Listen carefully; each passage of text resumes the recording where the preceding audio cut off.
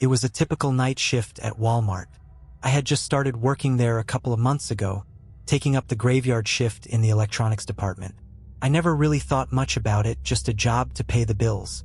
It was quiet, mostly empty at this time of night, except for the occasional shopper or employee darting through the aisles. But there was something off about this particular night, something I couldn't shake, no matter how hard I tried. I was stacking some DVD boxes, lost in the rhythm of the work, when I heard it. A faint sound like shuffling feet behind me, but when I looked up, there was no one there. I shrugged it off, thinking it was just my mind playing tricks on me. The store was old, creaky, and every corner seemed to have a new creak or squeak. Still, I couldn't ignore the feeling of being watched, as if someone or something was just out of sight. A few minutes later, the same sound, closer this time. My heart rate picked up. I turned, but again, no one was there. I glanced down the aisle. Nothing but rows of shelves and dim lights. Just when I thought I was imagining things, I noticed something strange. A stack of boxes at the end of the aisle, slightly disturbed. It looked like someone had been rifling through them. Even though I had just checked that area, I decided to investigate, walking slowly toward the end of the aisle. That's when I saw it. A figure. Not a person, but something that almost looked like one, standing motionless at the far end. It was barely visible, cloaked in shadows. The figure was tall, unnaturally tall, with arms that seemed too long for its body. My stomach sank, and I froze. "Hello?" I called out, trying to sound confident, but my voice trembled. No answer. The figure didn't move. It just stood there, unmoving, like it had been waiting for me. My mind raced, trying to come up with a reasonable explanation, but there was none.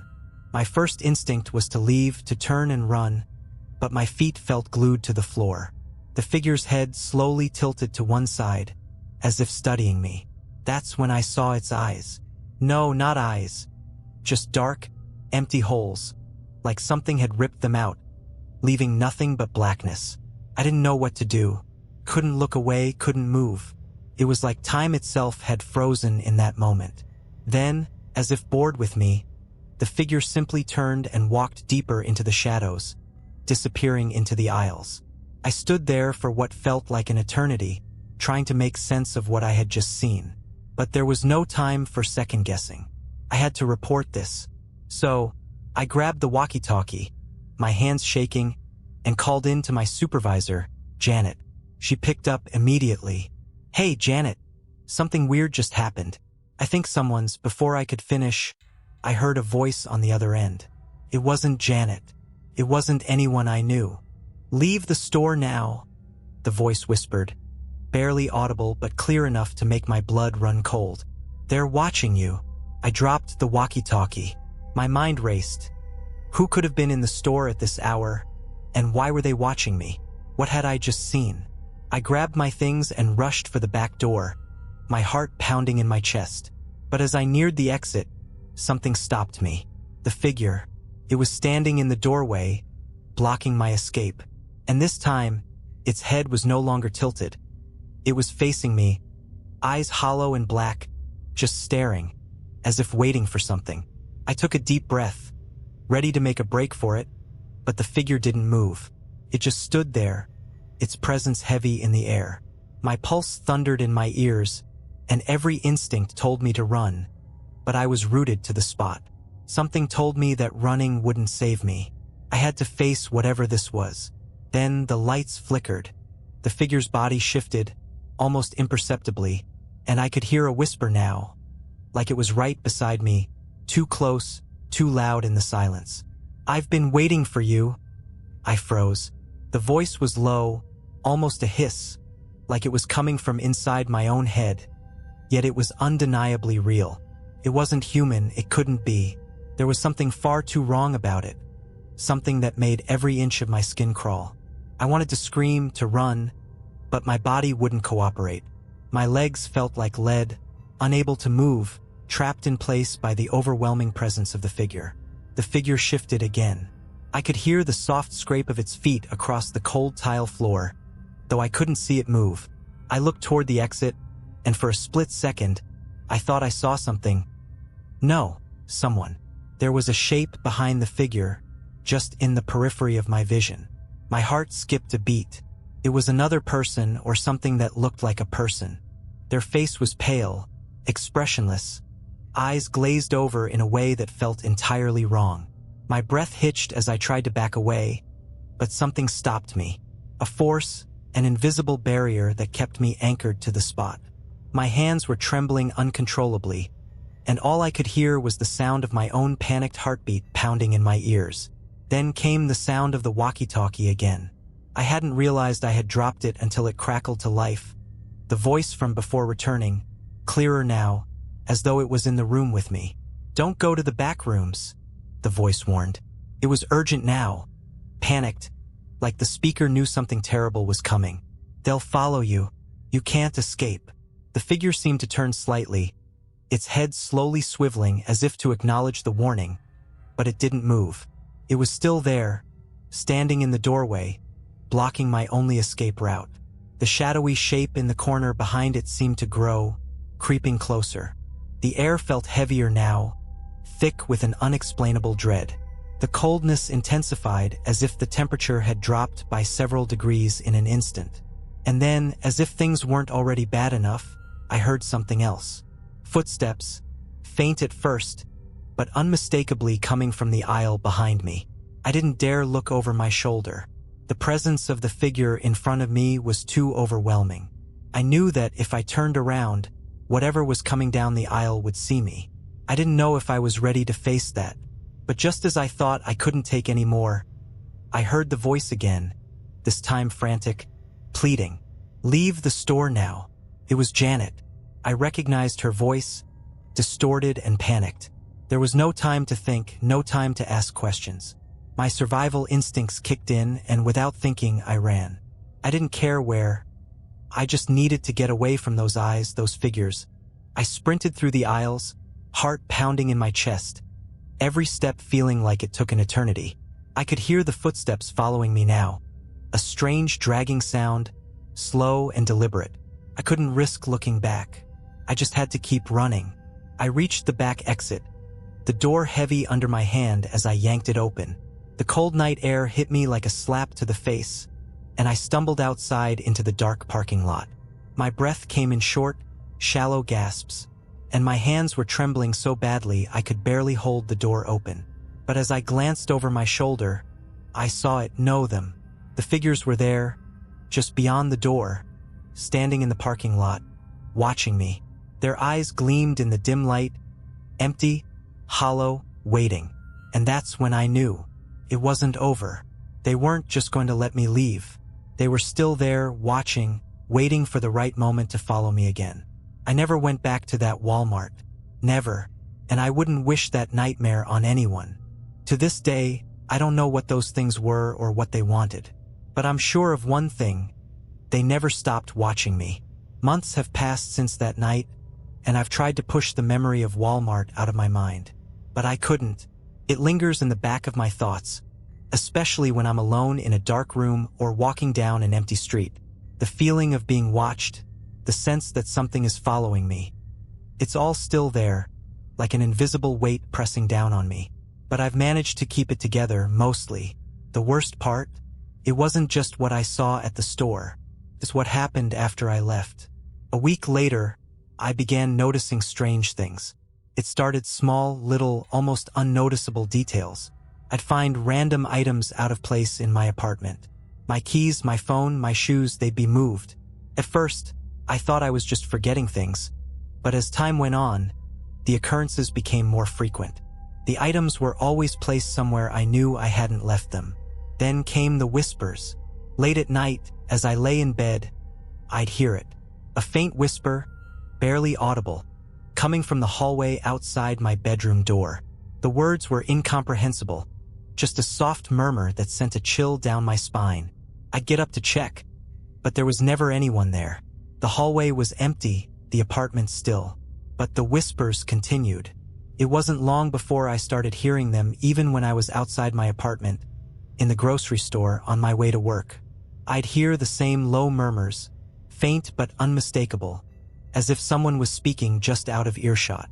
And no matter where I went, I always felt that oppressive weight of being watched, that same heavy, suffocating presence. Then the dreams started. I thought they were just dreams at first, but as they became more vivid, more real, I began to question my own sanity. In the dreams, I was back at Walmart. The aisles were dark, shadows clinging to every corner. The figures were there, always watching, always waiting. But in these dreams, they weren't standing still. They were moving, walking toward me, closing in. I could hear their feet dragging across the floor, and no matter how fast I ran, I could never escape. The worst part? One night, I woke up from a particularly terrifying dream, drenched in sweat, heart racing. My eyes snapped open and I saw it. A figure, standing at the foot of my bed. I froze. It was just like the thing I saw at Walmart. The same hollow eyes, the same unnatural height. But this time, it wasn't just watching me. It was waiting. Waiting for me to move. Waiting for me to scream. I didn't dare make a sound. My body was paralyzed with fear, unable to move, unable to even breathe. And then it spoke. That voice.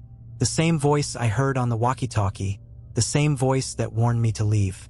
You're not safe here. I couldn't understand how it had found me, how it had gotten inside my apartment, but in that moment, I knew. It wasn't just a nightmare. It wasn't just some trick of my mind. It was real, and whatever it wasn't going to stop until it had me. The figure moved closer. My heart pounded in my chest, and I felt like I was suffocating. And just when I thought it was going to reach me, the figure stopped, standing still just inches from my face. I could feel its cold breath on my skin, its hollow eyes boring into mine, and then it disappeared. I lay there in the dark, shaking, unsure of what had just happened. Was it real? Was I losing my mind? I didn't know, but I knew one thing for sure. I couldn't stay in that apartment anymore. I couldn't stay anywhere. I don't know how long I sat there, staring into the dark, too afraid to close my eyes. But eventually, the sun began to rise, and the figure was gone. For now, I moved out of that apartment the next day. I packed my things and left, even though I knew deep down that it didn't matter where I went. The figure, those things would find me again. The truth is, I haven't been able to escape. No matter how far I run, no matter where I hide, it's always there, waiting for me, watching, whispering. I can feel it now, as I write this, lurking just beyond my vision, waiting for the right moment to close in. And I don't know how much longer I can keep running. I thought moving would help. I really did. I found a new place, far from the old apartment, hoping that somehow, a change in scenery would erase the nightmare that haunted me. But as I sit here now, I realize I was only fooling myself. The figures didn't need to follow me. They didn't need to be physically near me. It was never about location. It was about something much worse. They're inside my mind. It started again shortly after I moved in. The whispers. At first, I thought it was just my paranoia kicking in, a residual fear from everything that happened at Walmart. But the whispers grew louder. They came when I was alone in the middle of the night, when the world outside was still. The words were clearer this time, though still just out of reach. Almost as if they were spoken in another language, a language my brain could barely comprehend, but my body understood all too well. One night, I couldn't take it anymore. I grabbed my phone and dialed the number I never thought I'd call again. Janet, my old supervisor from Walmart. I didn't know if she'd even pick up, but I had to try. After everything, she had to know. She had to understand that this wasn't just some creepy prank. This was real. The phone rang once, twice. Then she picked up. Hello. Janet's voice was groggy, as though she had been sleeping. Janet, it's me. It's happening again, I said, my voice trembling. I don't know what to do. I can't stop hearing it. The whispers, the figures, they're still watching me. They're still here. There was silence on the other end. Too much silence. Long enough for my heart to start pounding, and for the cold sweat to return to my skin. I don't know what to tell you, Janet finally replied, her voice strained. I tried to warn you before, but you didn't listen. You should have never gone back in there. My stomach twisted. What are you talking about? What do you mean, never gone back in there? She sighed, a long, drawn-out breath. You don't understand. I've seen it happen before. With other employees. They don't stop. Not once they've been marked. I didn't say anything. Couldn't. A part of me knew where this was going, and the thought chilled me to the bone. There are things that live in that store. They latch on to certain people. I don't know what they want, but once they've found you, they don't leave. They'll follow you. They'll haunt you. And if you're not careful, you'll start seeing them, even when you're wide awake. Couldn't breathe. But why? Why me? What did I do? Janet's voice dropped to a whisper, barely audible. It's not about what you did. It's about what they want. They need to feed. They need you to let them in. I didn't know what to say. I was paralyzed by her words, terrified by the possibility that she wasn't just telling me a story. She was warning me, trying to prepare me for what I was going to face. Before I could say anything else, I heard a rustling noise on the other end. I thought it was just a background sound, but then it came again, louder this time, like something or someone was moving around in her apartment. Janet, I said, voice trembling, heart racing. What's that noise? There was a long pause before she finally spoke, her voice barely above a whisper. They're here. The line went dead. I didn't call back. Couldn't. I was too scared, too shaken by what I had heard. That same presence, the same feeling of being hunted, was creeping into my apartment again, just like before. The walls felt closer. The air felt thicker. I knew they were coming, and this time I wasn't alone. That night, I stayed awake. I stayed on edge, listening to the silence, the dark corners of my room that now felt more like prison cells than safe spaces. The whispers came again, sharper, louder, and I could feel them watching me, always watching. It was like a slow, suffocating descent into madness. The figures, the whispers, the shadows, they weren't just figments of my imagination anymore. They were real, and they were here to stay. I couldn't run anymore, couldn't hide. They had already marked me, and the worst part? They were getting closer. I thought I was losing my mind. The events of the last few months were so surreal, so twisted, that I couldn't tell what was real anymore. Janet's words rang in my head. They'll follow you. They need to feed. But I couldn't understand what she meant by that. What could they want? What kind of things were they? And why me? Couldn't sleep. I couldn't even close my eyes without seeing their hollow, lifeless faces in the dark. They were always there, lurking just outside my vision, waiting for the right moment to make their presence known.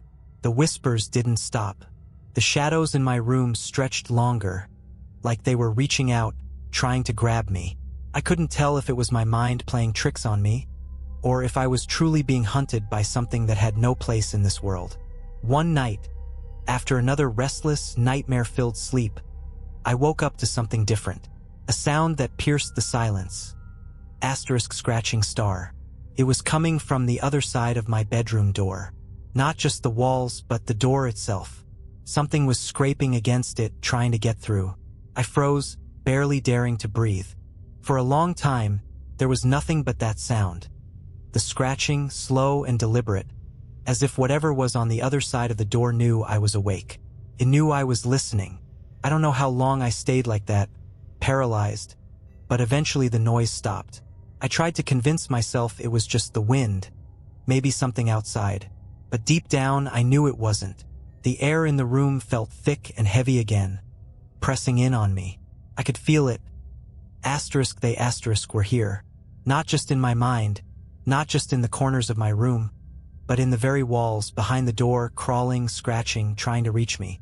I waited for the dawn. When the first light of morning broke through the cracks of my blinds, I finally opened the door. The hallway outside was empty, no signs of anything unusual.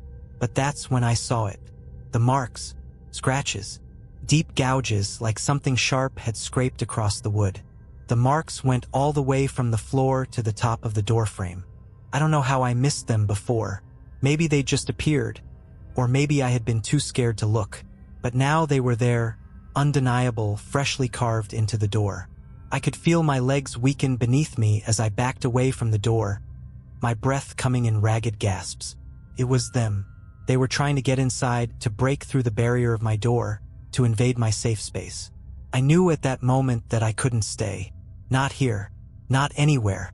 They were relentless. I didn't even bother packing up. I grabbed what I could, shoved a few things in a bag, and ran out of the apartment. I didn't care where I went anymore. I just had to escape. I spent the next few days driving aimlessly, not stopping for anything, barely sleeping. Every time I closed my eyes, I saw them, those hollow eyes, the figures in the dark.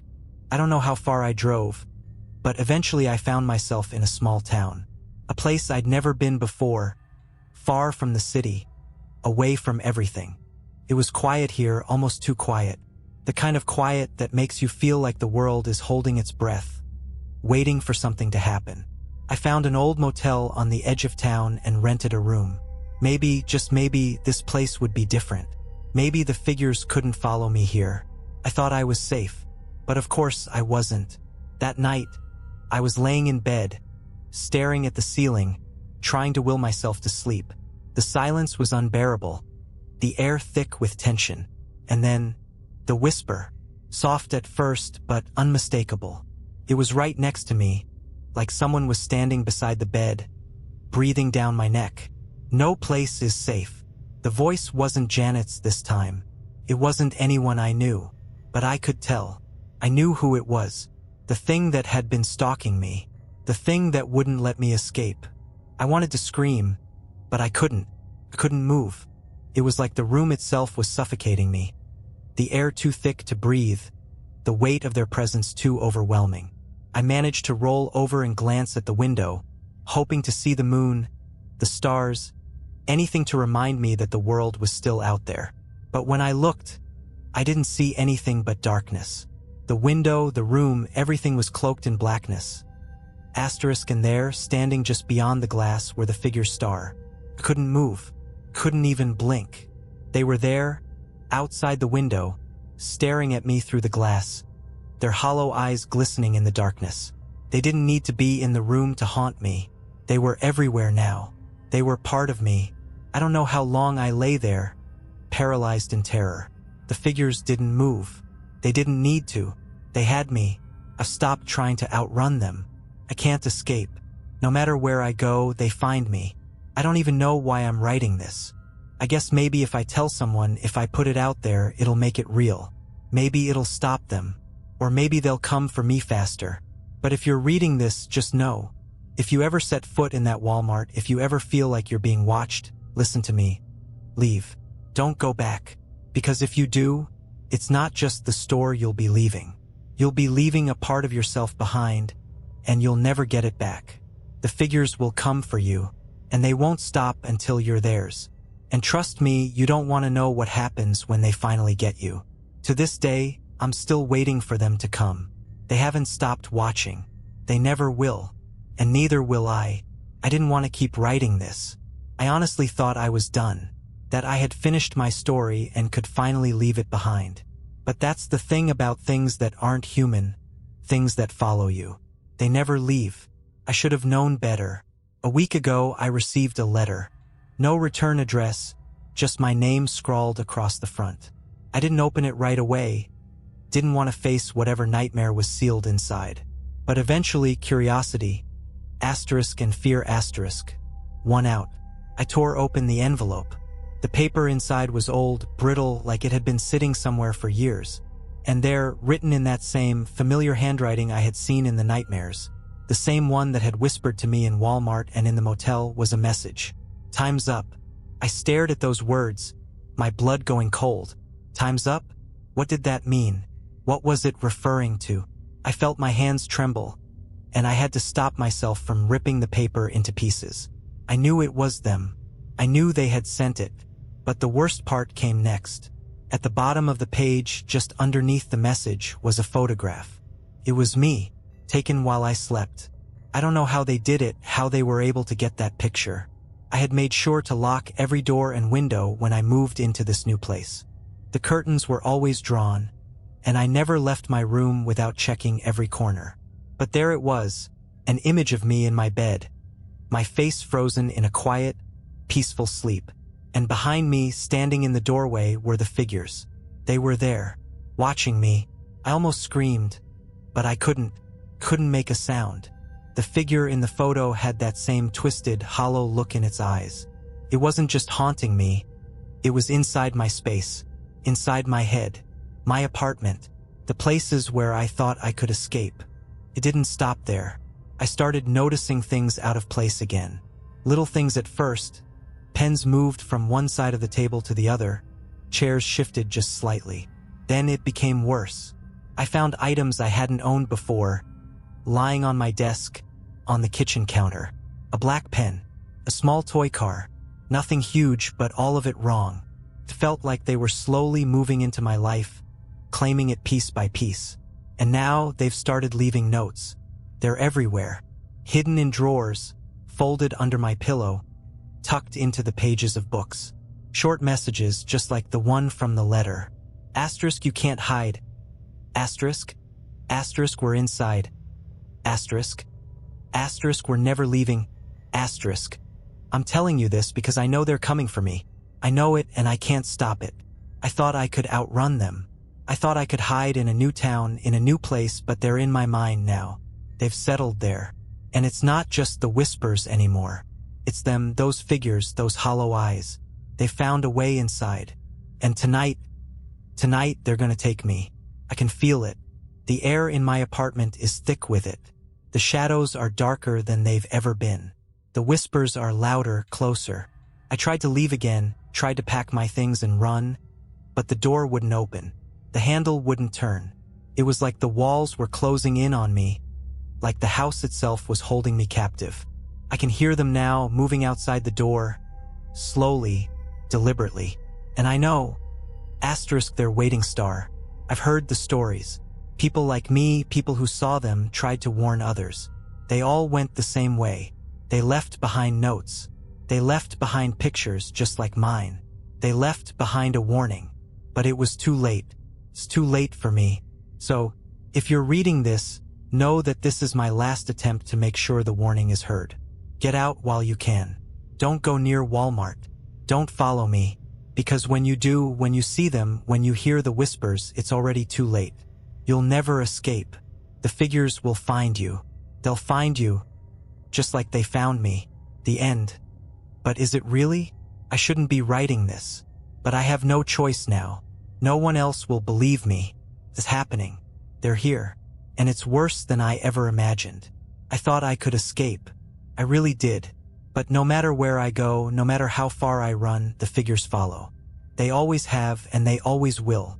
I've tried to leave everything behind, tried to cut off all connections to my old life, to the place where it all began, Walmart. But they never let go. They never stop. The whispers are louder now. They're inside my head, not just in the corners of my room or the shadows of the night.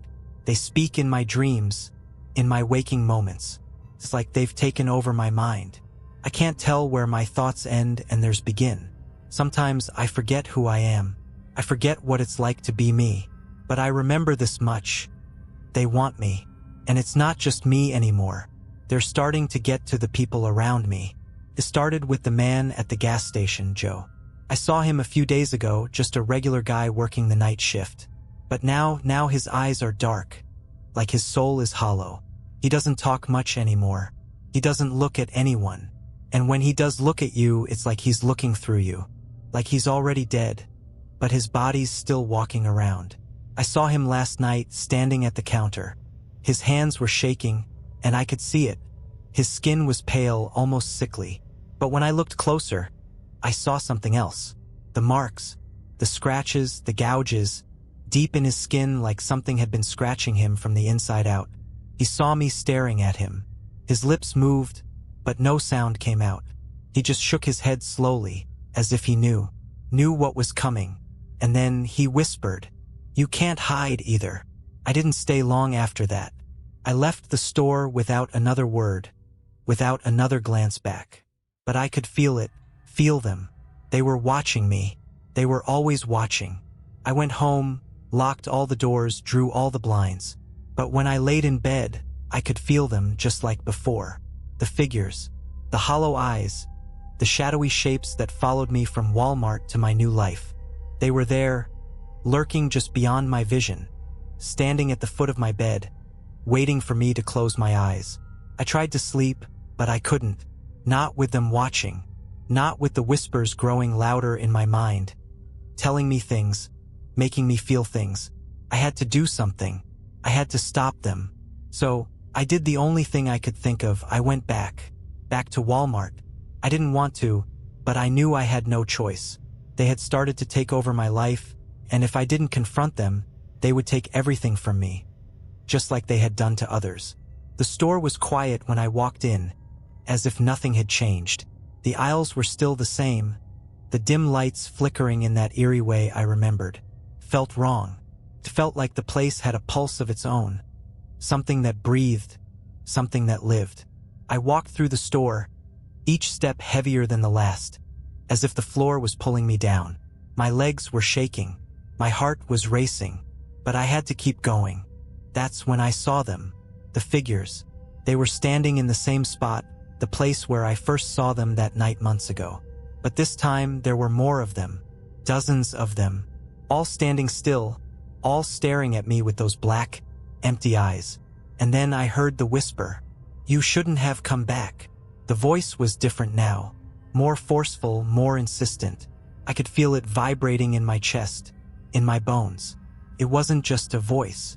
It was a presence, a force. I tried to run, but my legs wouldn't move. I was frozen, couldn't breathe.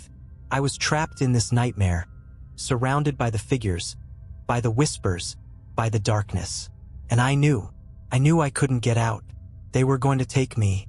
They were going to drag me into the shadows, just like they had done to so many before me. And when it was over, no one would remember me.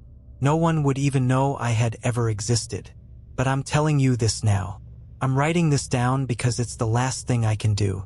If you ever find yourself near a Walmart, if you feel those whispers, if you see the figures watching you from the shadows, just know this. It's already too late. They found you, and they'll never stop coming for you. They never stop. And now I'm one of them. I don't know why I'm still writing this. Maybe I'm just trying to hold on to whatever sanity I have left. Or maybe I'm hoping someone, somewhere, will read this and understand. But I can feel it now. Asterisk, they're here, star. The figures. They've come for me again. It's like a dark cloud hanging over me. Always there. Always watching. I can't escape them no matter how hard I try. No matter how far I run. And I know now it's not just about the store. It's not about Walmart or the cursed place I thought I left behind. They don't need the store. They don't need a building or a place. They need you. That's what I didn't understand at first. I thought they were tied to the store, tied to something physical, something I could escape from. But they're not. They're tied to the soul, to the mind. Once they find you, once they get inside your thoughts, there's nowhere you can hide. I should have known it wasn't over. I should have known that when they said, "Time's up," they meant it. The whispers have been louder these past few days. I hear them when I wake up, in the middle of the night, when I try to fall asleep. They're relentless now, pulling me under, drowning me in their voices. And sometimes I can almost see them, standing at the edge of my vision, always just out of reach. The figures, staring at me with those hollow eyes, waiting for the right moment to get closer. I thought I could keep going. I thought I could still fight back. But now I see it clearly. The truth is, I'm already lost. A few days ago, I went to a therapist. I didn't know what else to do. Maybe they could help. Maybe they'd know what was happening to me, why I couldn't shake the feeling of being watched. But when I sat down in that chair, I saw something that made my blood run cold. The therapist, Dr. Carter, he was staring at me in a way that felt wrong. Not concerned, not professional, just cold. The same hollow gaze I had seen in the figures. I tried to tell myself it was just me, that I was imagining things, but his eyes, those black, empty eyes, told me everything I needed to know. It was too late. I barely made it out of there. I don't know how I got in my car and drove, but I did. I didn't look back. Couldn't. I know what's coming. I know what's already here. I went home. I locked every door. I pulled every curtain shut. I tried to sleep, but the whispers grew louder, the shadows darker. And then last night I felt it, something crawling inside my head. The figures were no longer just shadows in the corner of my eye. They were here, inside my apartment, standing in the room with me. I could feel their cold presence, suffocating me, closing in on all sides. I couldn't move, couldn't breathe, and that's when I heard it. The voice, the one I've been hearing all along. But this time it wasn't a whisper. It was clear. It was strong. It was real. "You're ours now." And just like that, I knew. I knew what was going to happen. They were going to take me. And when they were done, no one would remember my name. No one would ever know I existed. But I'm writing this because you need to understand. If you hear the whispers, if you feel the presence in the shadows, if you feel their eyes on you, asterisk, it's already too late, star. There's no escaping them. They're already inside you, waiting for the right moment to take over. I know now that I'm already lost. But maybe, just maybe, if you know what to look for, you can run. You can escape. Because once they get you, once they make you one of them, there's no going back. If you see the figures, run. Don't stop. Don't look back. But if you're already reading this, it's too late. They found you. They're coming. And they'll never let you go. I wish I could say I'm sorry for writing this.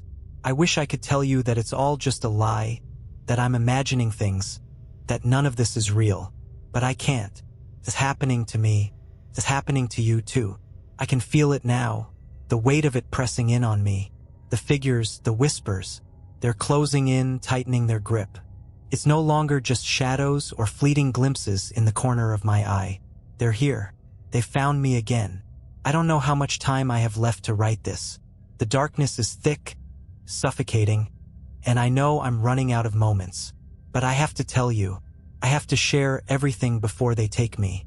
The thing is, it's not just about being hunted anymore. I've started to understand them. Not just the figures themselves, but what they are, and what they want. A few days ago, I decided to do something I thought I would never do. I tried to find out more about Walmart, more about the store. I couldn't stop wondering why it was always the same place, the same people, the same curse. So I went back. It was a terrible decision. I drove there even though I knew it was pointless. Even though I knew they would be waiting for me. I needed to understand. I needed to know what had happened to me, to everyone who had fallen victim to this. I parked outside the store, heart racing. It was late, almost midnight, and the parking lot was empty, silent. But when I stepped inside, everything felt different. The air was thick, heavy, like it was waiting for something to happen. There was no one else there. It was just me, walking down the aisles, each step echoing through the emptiness.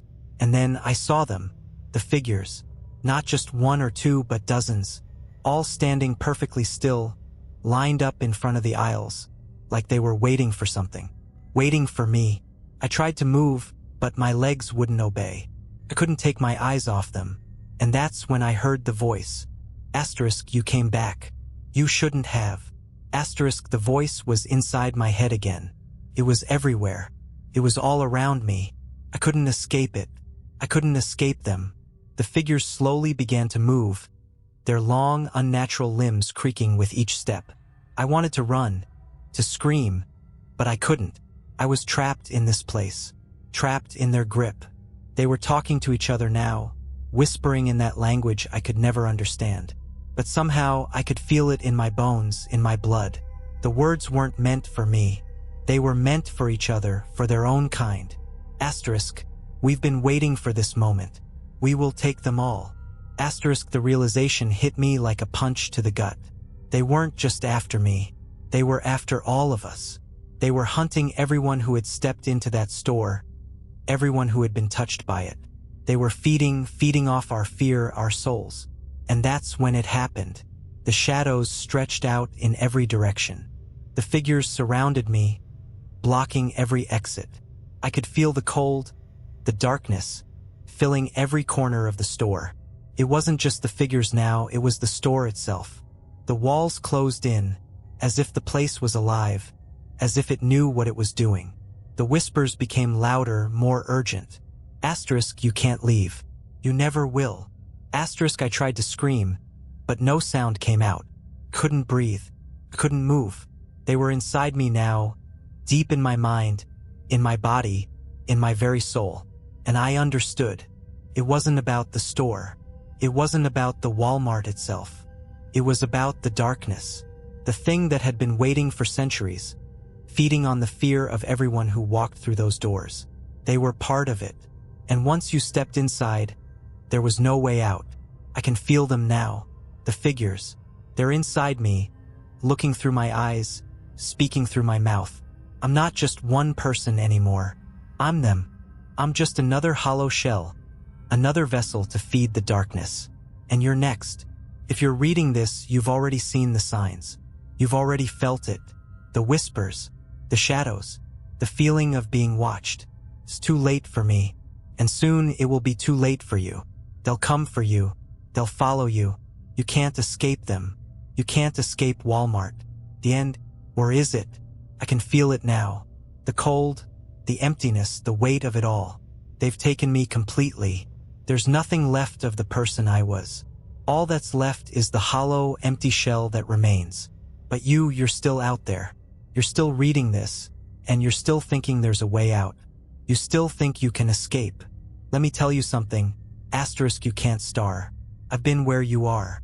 I was just like you, thinking that maybe I could outrun it. Thinking that maybe I could ignore the whispers, that maybe, just maybe, I could leave this all behind. But it's never over. It's never over because they don't let you go. I tried to warn you. I tried to show you the truth. But now it's too late for me to fight. It's too late for me to save myself. And it's too late for you too, because they're already with you. They're watching you, waiting for the moment when you finally let your guard down, when you finally believe that you're safe. And then they'll come. They'll drag you into the darkness, and you'll be just like me. Just another lost soul, another vessel, another piece of the nightmare. I'm no longer in control of my body. I can't even move on my own. I hear them talking, but it's not me speaking anymore. They're inside me, controlling me, making me part of them. I'm a puppet, and they are the ones pulling the strings. You're probably asking yourself why this is happening, why I'm telling you all this. But I don't need to explain anymore. You already know. You've felt it. The pull, the presence, the fear creeping into your every thought. You know that once they find you, there's no going back. You know that once you've seen them, you've already sealed your fate. So here's my final warning. If you ever set foot in Walmart again, if you ever hear the whispers in the dark, if you ever feel those cold eyes watching you, run. Run as far as you can. But deep down, you'll know. You'll know that it's already too late. The figures will follow you. They will find you. And when they do, you won't escape. I don't know if anyone will read this. I don't know if anyone will believe me. But if you do, if you still think you can escape, remember this. The darkness is always waiting. It doesn't matter where you go. It doesn't matter how far you run. They will find you. And when they do, you'll be just like me. The end. Or perhaps it's just the beginning.